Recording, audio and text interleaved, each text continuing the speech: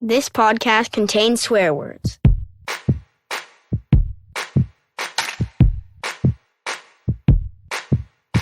Hello and welcome to Talking Shit with Cheyenne, a podcast about art making, creativity, not giving up, and living well in the process.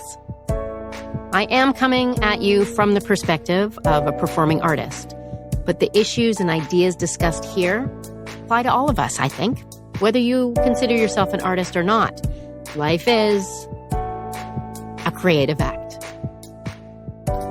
I'm your host, Cheyenne Friedenberg, choreographer, actor, dancer, writer, and educator living on the unceded, stolen ancestral territories of the Musqueam, Tsleil-Waututh, and Squamish nations on the west coast of Turtle Island.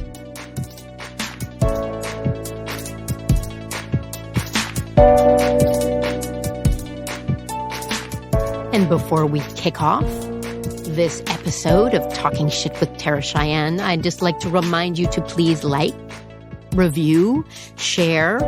Word of mouth works. It really does help us get the word out and helps people find the podcast more easily. And if possible, donations really help. We'll put the link to donate in the show notes, or you can go to terracheyenne.com, upper right-hand corner, click that donate button. Small donation, big donation, we like all the donations. A couple fun facts for you before we dive in. I record the intro to this podcast fresh every time. So there's similar words, but they're different every time. And every time it takes me, I don't know how long. I record, no, I erase. I record, no, I erase. I record, no, I erase. And it occurs to me that I want to share this with you because that is what creativity is, really. We make it, we try again, we change it, we try again, on, and it's never perfect. Because, perfect is good enough is the joke I like to use. Another fun fact is I am still recording this in my cloffice, my closet office. At the beginning of the pandemic, it was charming and cute, and I like to share photographs of it. Now, I'm super over it. I'm super over recording with my clothes kind of dangling in my face. It's not cool or cute anymore.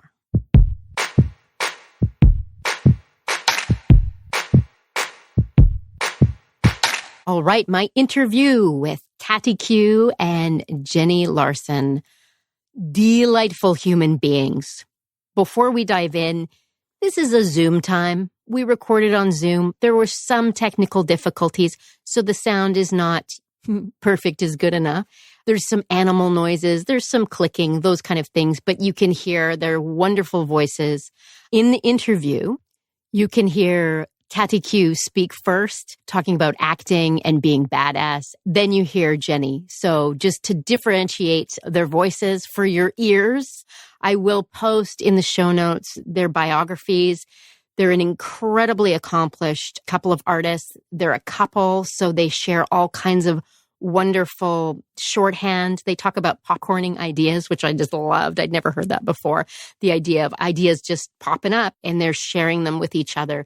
They also shared such wonderful artistic practices that they have, how they keep going, how they work together, how they work apart, and then come back together to make their incredible work.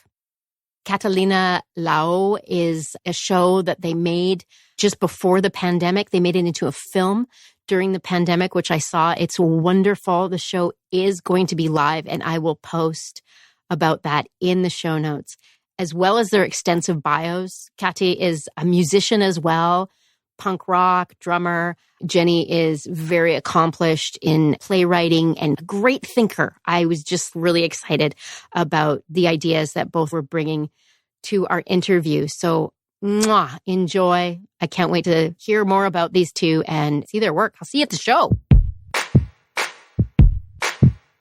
I'm really happy you two have agreed to be on the podcast. So thank you. Yeah. Thanks for inviting us. I have so many questions. Do you just talk about what you do as interdisciplinary theater, music, etc. artists? What's exciting right now? What's exciting right now? Personally, I'm really into acting. Like, I want to be a badass actor. And I find it very difficult. I think that a lot of people think that acting is easy. And that came from my drumming. I was a drummer for many years. And I thought that was hard. And then when I found acting, I was like, this is hard. I'm going to figure it out.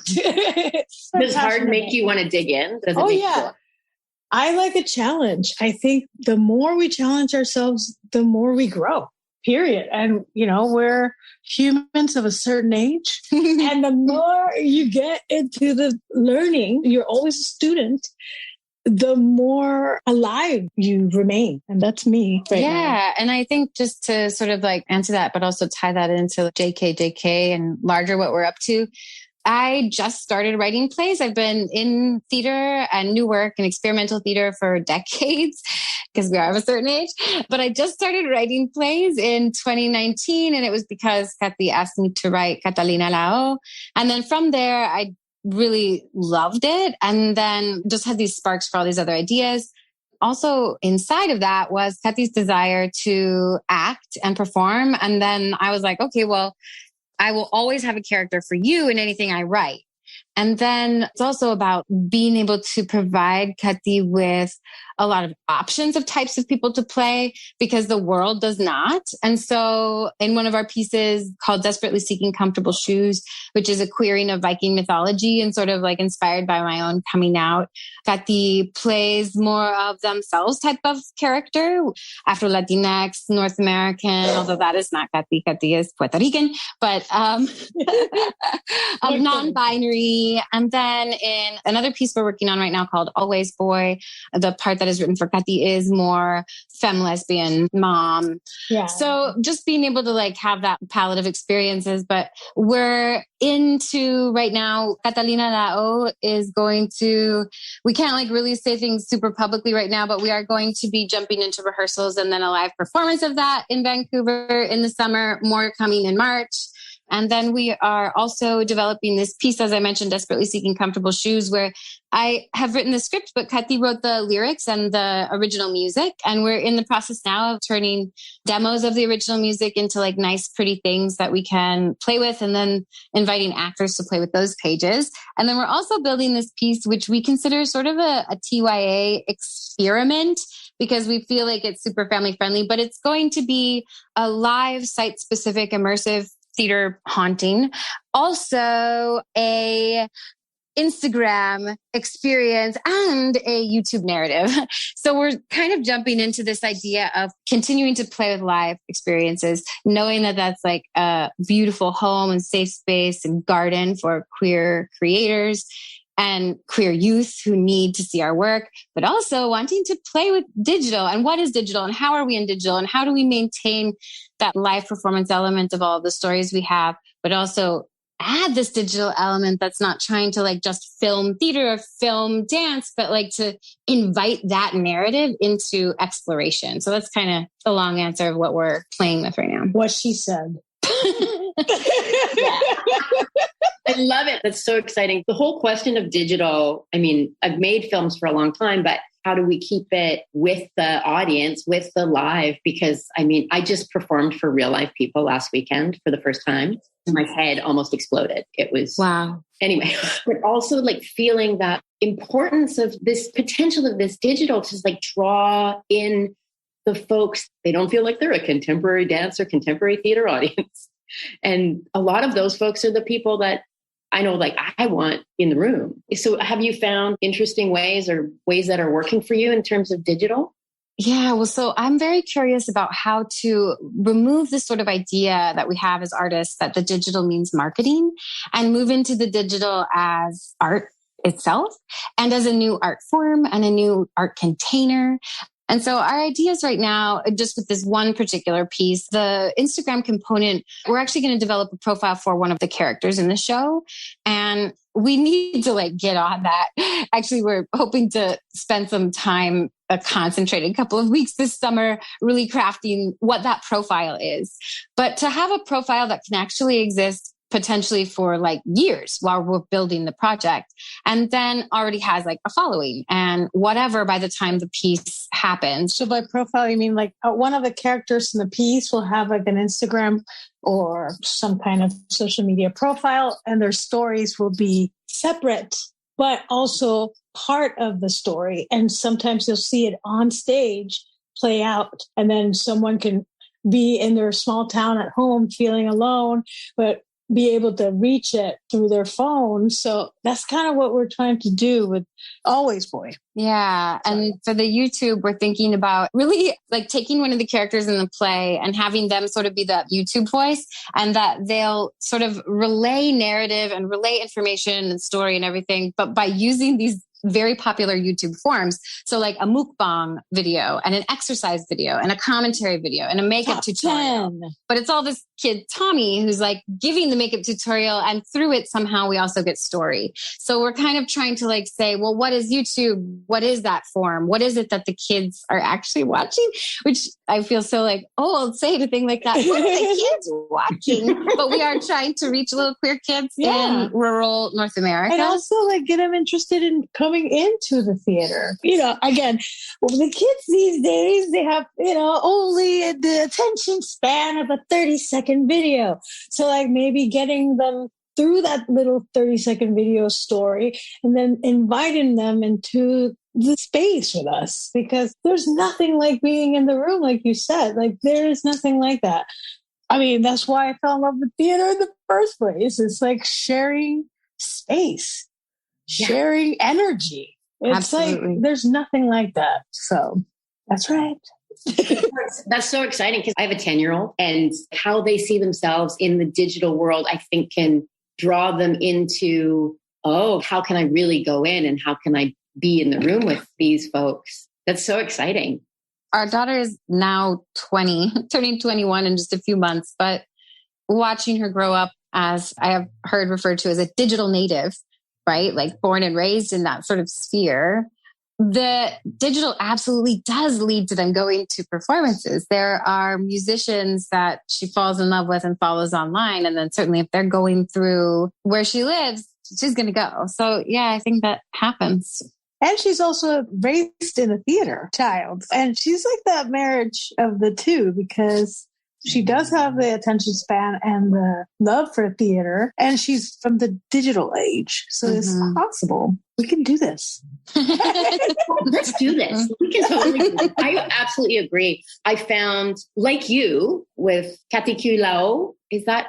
Catalina. It's like Catalina. Which I saw the film. So you made a film, which I loved. And it was so neat because you shot it at Progress Lab and I shot my film at Progress Lab, my solo show.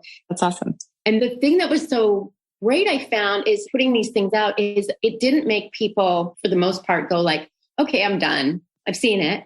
It actually made them go, okay, well, when are we live? So just kind of like proving that we want more. We know that the digital is offering us something, but it's not offering us that real human-animal connection, which we all need so desperately. Yes. Crave so desperately after these 2 years. Yeah. I've just been thinking a lot about collaboration. What is collaboration? And, you know, there's so many opinions about it and everybody does it differently. How is collaboration for you two? And has it grown from a different place? You talked a little bit about that, Jenny, about, you know, like creating the stuff that isn't there. So it's like providing what we need to see, what we need to hear. I came, again, from the band world. I was always in bands, musical bands, groups, as you could call them.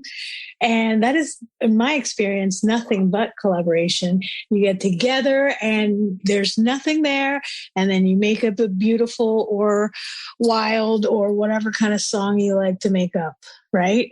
So I love working with other people, listening to each other, and through listening, creating something new, right? And then starting to work with Jenny in the theater world, it is nothing but collaboration. You know, all your designers, your writer, your actor, everyone has to work together to this one goal. And I think we come from different ways of looking at it, but it's all the same thing. Like, I think we both really like collaboration, and Jenny really likes collaborating with non-theater people. I think that's why we work so well, because I guess you could speak to that. Why do you like collaborating with non-theater makers?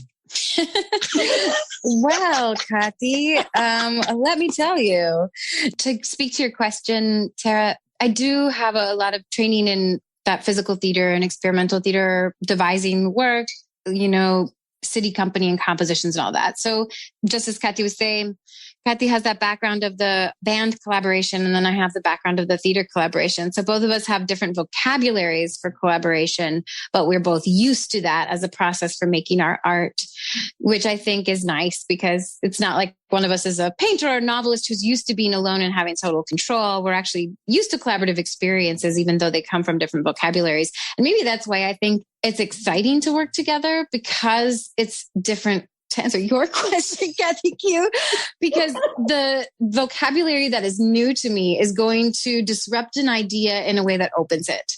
And there's actually this book by, I am probably mispronouncing their name, Jonah Learher, called Imagine. And it is all about creativity, the spark of creativity, where creativity comes from. And he did all these studies, spoke to all these different artists, collectives, collaboratives, institutions, like Pixar, Nike, all of these places that have innovation and collaboration and ideas, right? Creativity.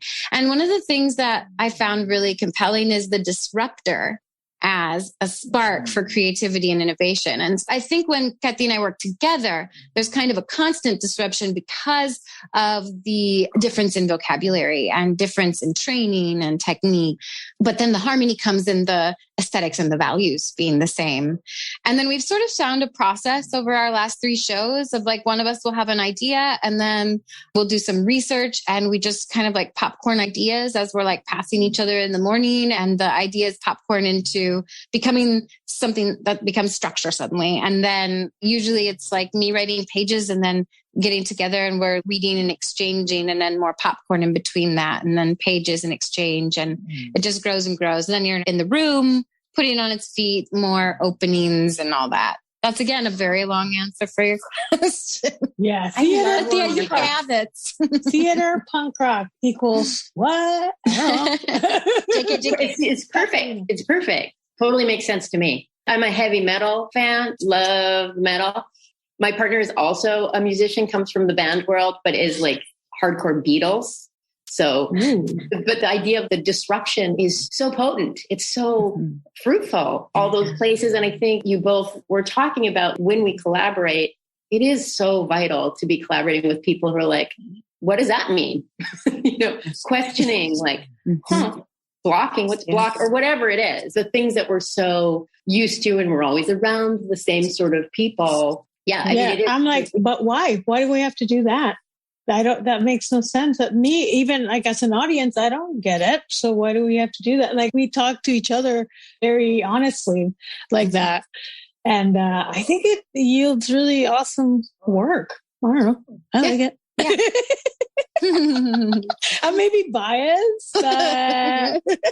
And from watching your video, I think we have that in common, that we do not take ourselves seriously. We named our company JKJK because me meeting a lot of musicians and her knowing a lot of theater folks, the egos and the things get really, really heightened. And look at me.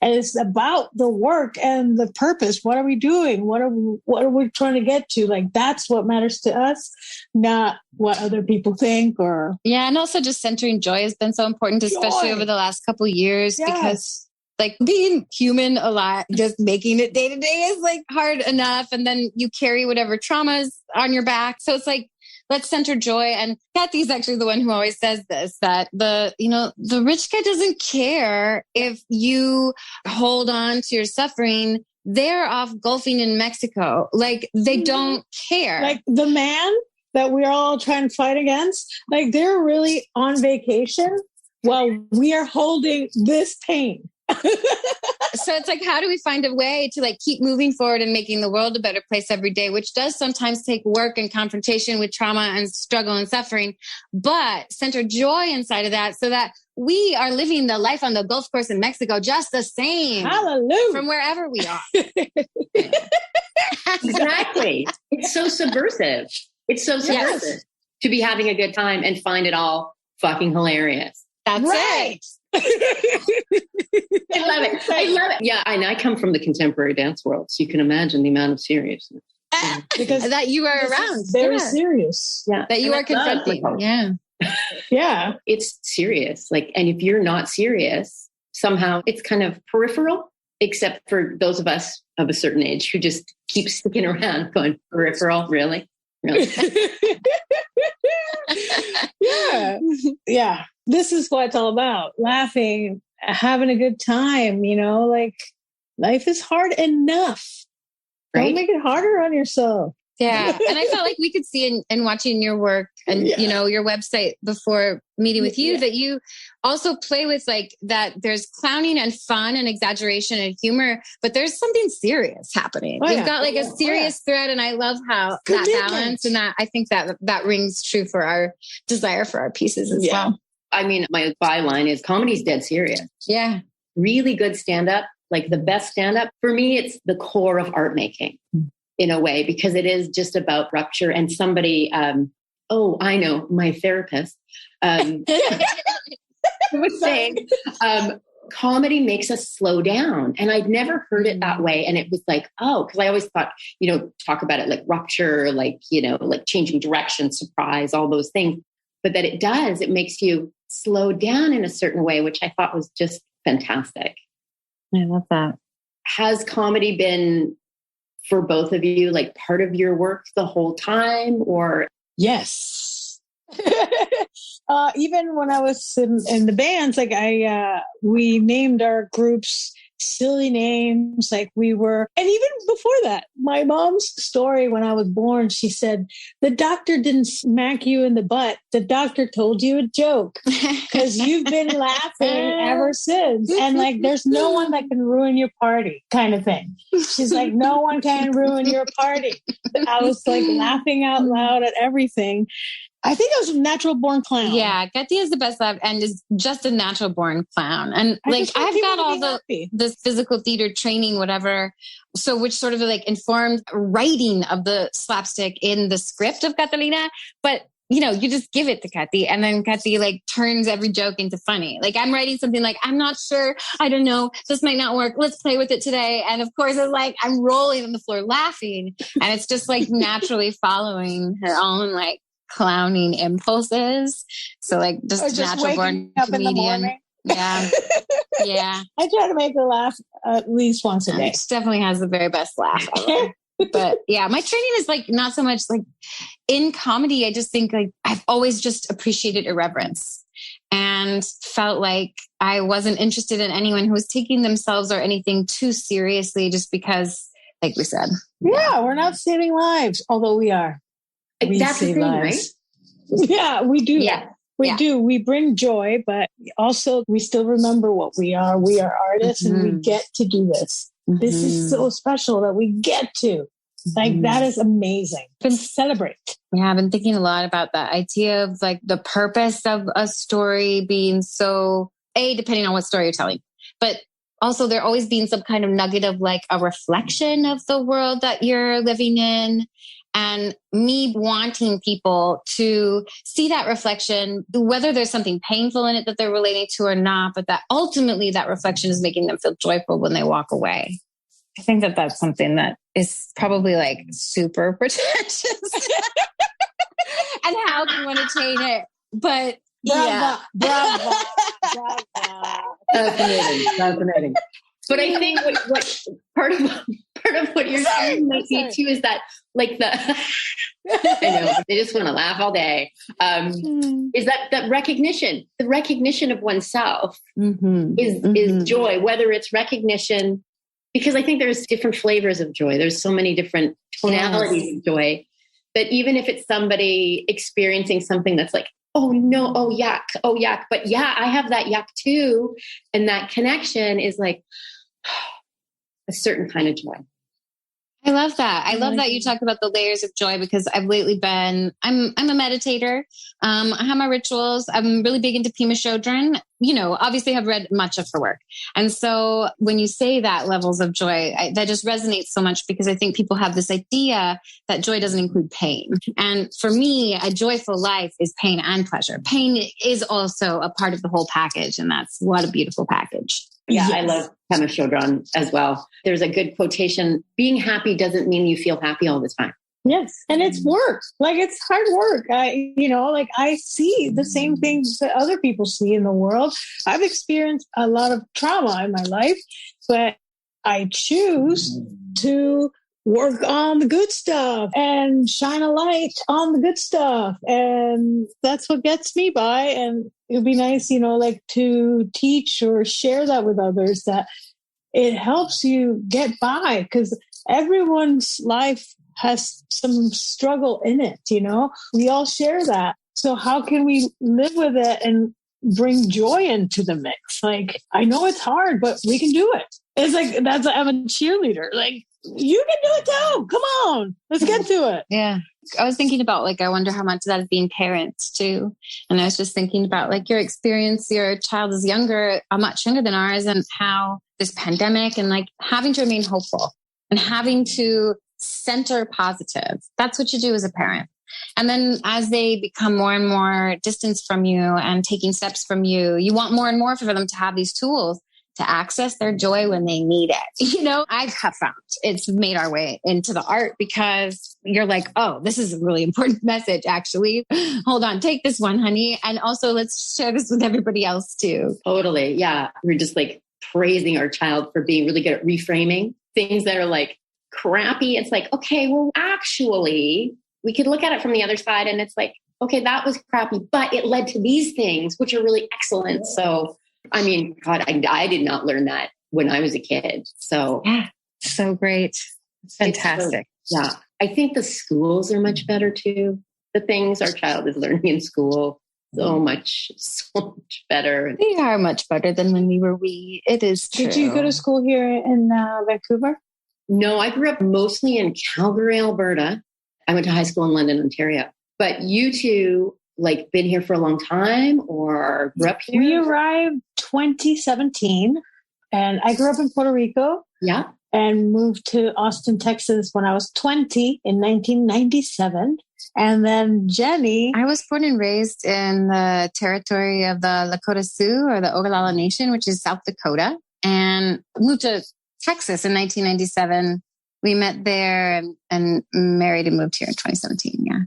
So I had the education system in rural, conservative North America. America's much worse than Canada, even when we were kids. I know I had a worse education than you did. But I will say I know what kids are learning now, because my survival job is tutoring.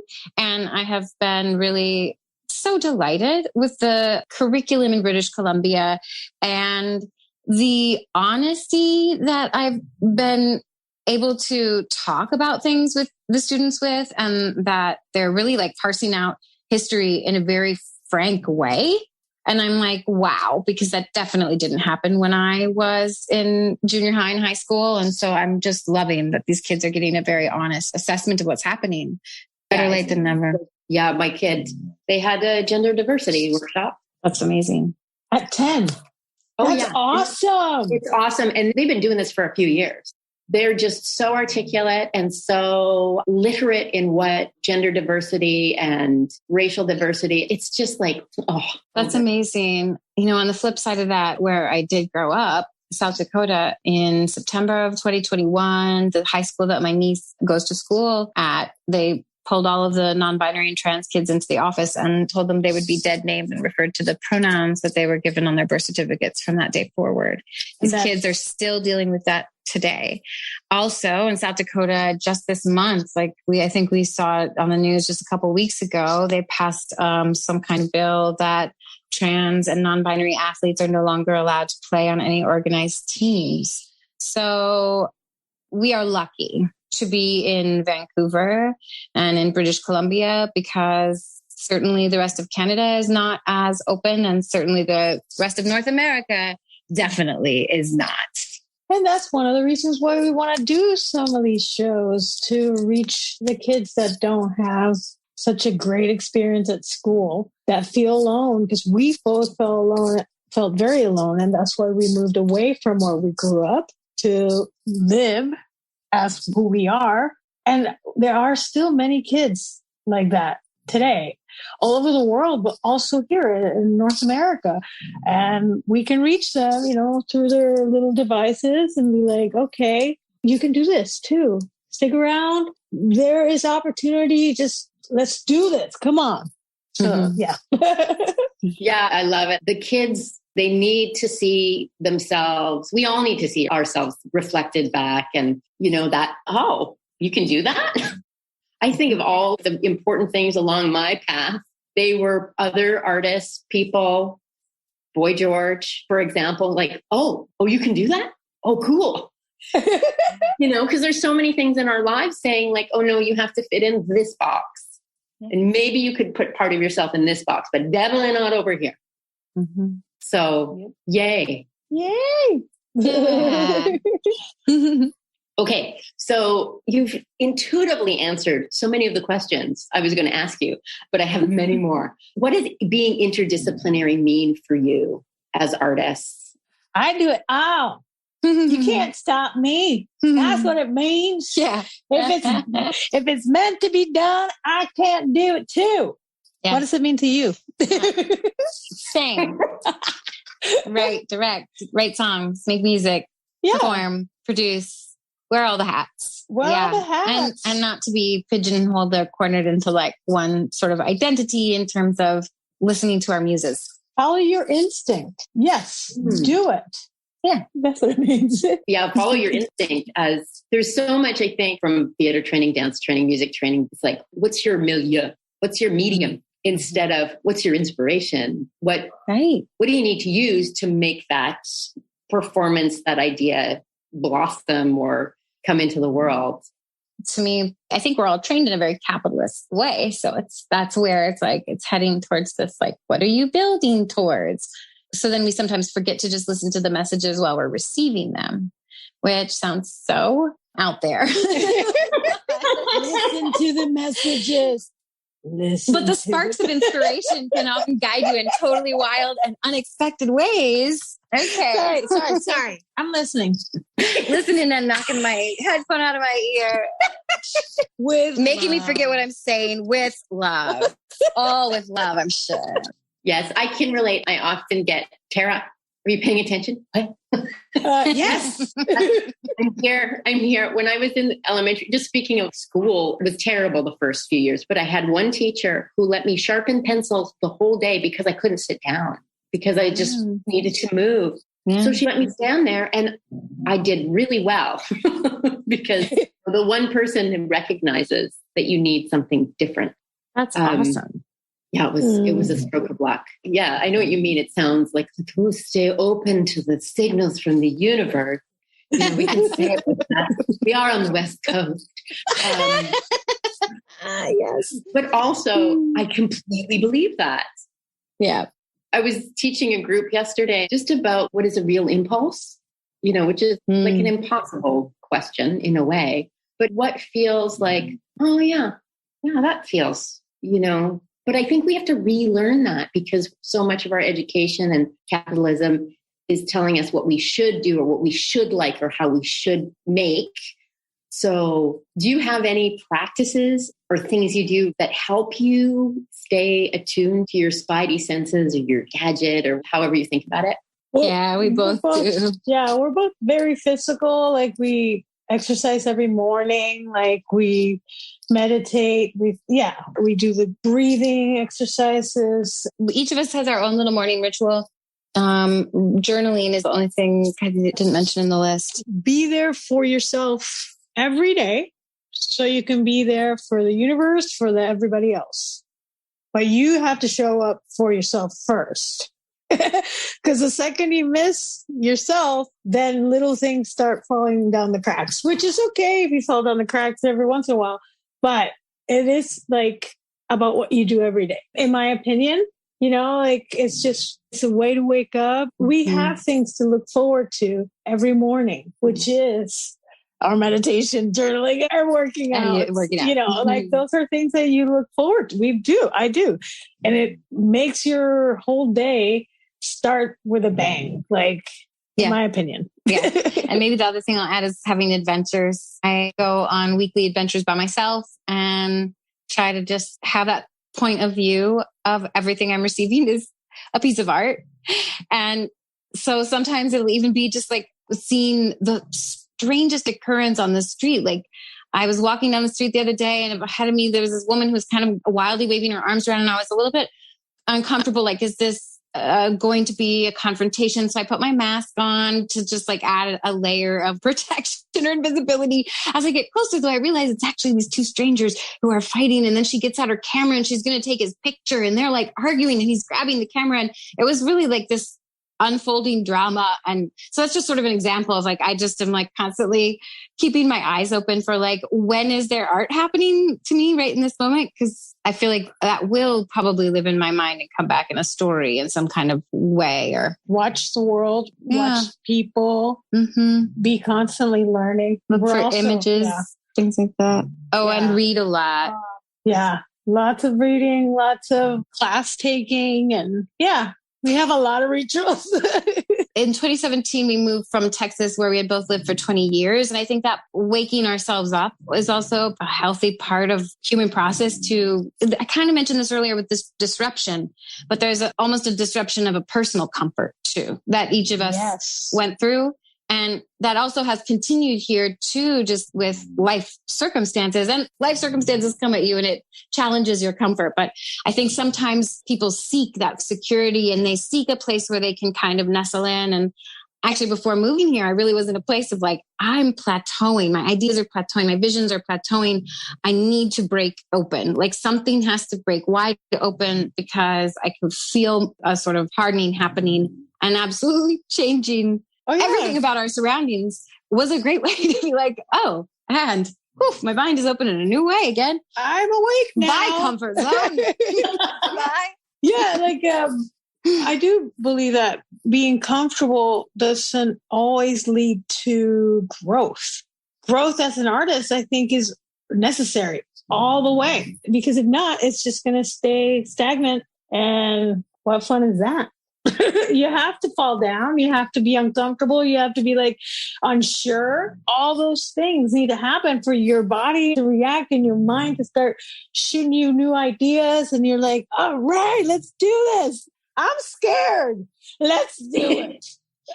Yeah, totally. The thing that came to mind when you're talking about comfort, you two did the big, let's just move to a completely different country, which is huge. And because I'm 49 and I'm really just figuring out what self-care is, to be perfectly honest with you. But as I'm figuring it out, I'm realizing that self-care and comfort are not the same thing. Self-care and that place of really nice resistance you can push up against to challenge yourself is actually part of it. And I just love what you two are talking about in terms of ritual and the things. It makes me just want to ask more, okay, what is the weekly adventure? Like, how do you do that? Do you plan it, or do you just like go out and see what happens? I usually actually make a little bit of a plan, but I also leave myself open to that changing. And I really just choose things I want to do, and then I go and do them. And that's right. Yeah. I mean, sometimes it's like walking up and down a shopping district, just because I love window shopping. I love people watching. That is such a grand adventure for me. Other times it's nature focused, because I'm so fed by being in nature, and Pacific Spirit Park is just such a blessing that this city has it. And Stanley Park, which I haven't been to on one of my adventures yet, but also like, what a gift to live in a metropolis that has a beach and woods so close, such a gorgeous paradise. So also going to the beach. So yeah, usually a little bit of planning, but it's also just like I have a really long list of like things I want to do. And then it just becomes about like, okay, well, is it going to be sunny this day? Then I'm going to Pacific Spirit, like that kind of, yeah. That's so good. I'm putting it on my list of things to do. Schedule. Also, whenever I mentor and teach, I'm, broken record about, you have to make it a practice. What is the practice of it? And it isn't boring. I don't find it boring. It's different every time. Yeah. And I really love how both of you have those things. And for me in my house, we find our rituals bring us together. We all do a 7-minute workout. And I was just working in Calgary. This podcast and so my family, is we were all, effing good. Zoom together, doing it together. It was just hysterically funny. I love it. It's so nice. Or just like to meditate together. Yeah. Sometimes we work out together. But we usually work out separately because Kathy is, I like this thing. And Jenny's more like, let's yoga. And I'm like, yoga's for my day when I stretch. So actually the part that we share together is coffee and Duolingo.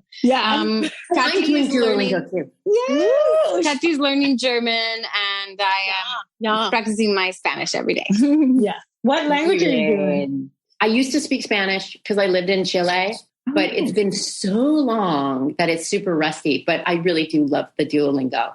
Yes. Me too. German. Yeah. Yeah, I found it very difficult.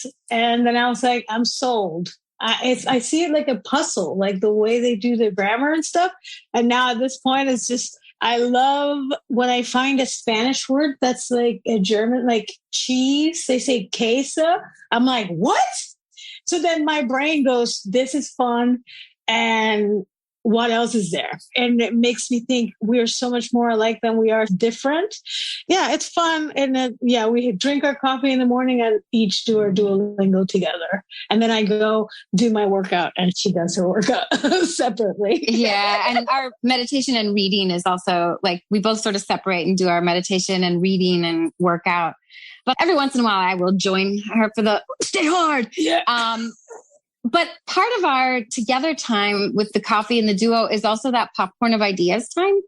I think that's also the benefit of making art with someone that you do live with, because you run into each other. The passing is where a lot of ideas happen. And so that morning time with coffee and duo, we just like stop between lessons to be like, oh, and in my book the other day it said, and I thought of this idea for that. And we should apply for that grant. And so those I had a dream that we should do this. Yeah. Like morning time is getting into each other time. Yeah. Ew. Party. Beautiful. I mean, I've talked to a lot of people who work together and are a couple together because it is so interesting. So many different ways of navigating that. And how do you not get bogged down by the work? And how do you keep the work alive in the everyday in a way that's joyful too? It's like we feel lucky to get to do this. It is perspective. Yeah. It's like, we don't have to do this. We get to do this. But there's a balance. We have those sort of popcorning conversations all the time, but we really schedule the time we work together. And I think that that's part of how we keep it balanced, because it'll be like, okay, this Sunday at this time is when we're going to read the new draft of this play. But we can popcorn ideas about whatever, all of the different visions, all of the several different projects in between there and then. And I think that that's nice because it keeps that popcorn time really just listening to whatever sparks of inspiration and just really having whatever gut impulse things and just being like, oh, blah, this, blah. And it doesn't have to stick. Or it could stick. It's not heavy. It doesn't mean anything. And so I think there's something really generative in keeping that time like that. And then having the time focused, that's focused. It's like we put on a different hat and you're ready. Okay, we're belting in. I got my pencils. I got my highlighter. We're here for an hour or two, More. Or more. Because when it's time to read a script, I stop every but why are we saying this? No, let's do this. Yeah, like our first read through of a script takes a long time. Yeah. Yeah. Oh yeah. We like to discuss in a good way. Yeah, we like to discuss every little thing. Yeah. That's such a great part of art making is getting into the minutia, the granular. I'm like that too. It's like, that word, that little tip of the head. How are we going to? It's pretty delicious. It is. Yeah. I feel we're both fans of this art that we're making. We're fans of theater. So how we read it as an audience, how would myself. If I'm watching this show wait, I would think something differently. Wait a minute. You know what I mean? Is that really funny? Is it really laugh? Is that just funny to me? Was that just funny? Because is it funny or is it funny? Yeah. So being a fan of the artwork that you're making, of the art form that you're making, that you're working, is a big deal. You have to watch other people and doing what you're doing, and what you like and what you think needs a little elbow grease. And I think that is a big thing for us. We're big fans of theater and music. Music has saved my life in so many ways. So it's just makes you a good artist. I think it's a really good point. I'm just so happy that I can do this. Just feel like It's like, what? The little imposter thing that I keep thinking somebody's going to tap me on the shoulder and go, are you still here? Can you know? So I'm just like, but that the importance of being a fan of what you do. I think there's so much in our world and, in the art making way of be critical and be a bummer. That you forget that it's like, well, why are we doing this? Because when we were little kids, it was the ultimate. Yeah, totally. I want to respect your time. I have my last question, but the comedy of you two sharing the earbuds. I know this is just audio for our audience, but it is. I know it's pretty terrible. I'm so sorry. But it's been so cute. And also choreographic, the way you've carefully taken it out, fixed it around your ear. And how long did it take me to realize if I hook it, it'll stay? And there's the clickbait for the podcast. If you hook it, it will stay. Sorry. Okay, so my last question is, what are you currently reading, listening to, or watching on TV? Hot diggity. Ooh, Yellow Jacket is a TV show that I really liked on the Crave. I think it's on Crave, Yellow Jackets. Yellow Jackets, digging their stories is different. Women, 40-year-olds, like it's awesome. And the acting is so fun. And then music. Oh, I got this. I can't. And then You're not going to share. Well, it's been Regina Spektor. It's like Regina Spektor is a Russian-American piano player that I really like. And She's great. I think she's amazing. But I have been listening to her nonstop for like 6 months. So I make fun of myself for it. Because she's nothing like, I am so joyful. She's a lot sad. Like a lot of her songs make me sad. But I love it. I love it. Anyways. And then I read, oh my God. The one I'm reading right now is something like The Right Mindset or something like that. The one that I read recently, it was like 2 weeks ago, is by Florence Scovel Shinn. In the 1920s, she wrote this metaphysic book called The Game of Life and How to Play It. And I'm digging it. There's a lot of references to God and stuff, which I understand, and it's great. It doesn't bother me. But I really dig the metaphysics. Like, if you say it, you are it, your word is your wand type stuff. So I like that one a lot. Your turn. I will say we are also watching RuPaul's Drag Race. Every episode that comes out, we watch. And then I'm kind of addicted to Anderson .Paak right now. I'm like playing him on loop. And then I'm reading Octavia Butler's Parable of the Sower. Oh, and I just started and I'm already quite loving it. It's dark, but nothing wrong with dark. Oh yeah. Dark and sad are good. Absolutely. They can bring a lot of joy. I'm sorry. I make bad jokes all the time. All the time. Yeah. It's part of who I am. It's true. I don't know that there is any actual bad jokes.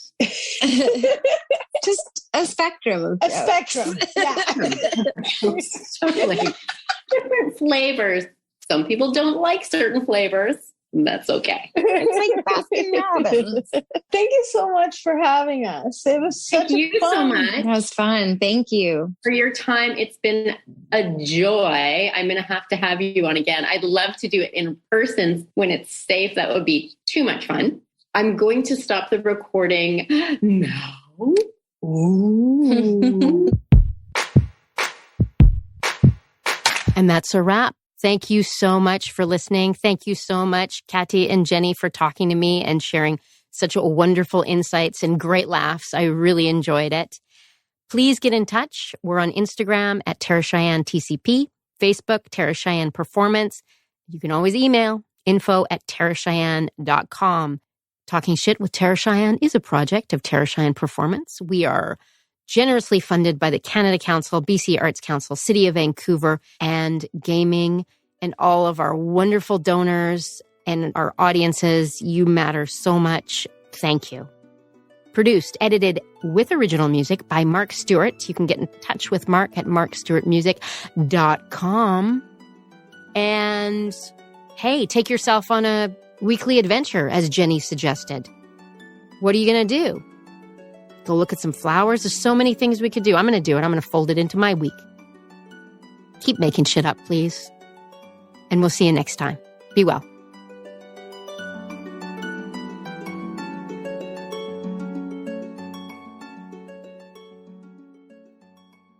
This podcast is effing good. If I hook it, it'll stay.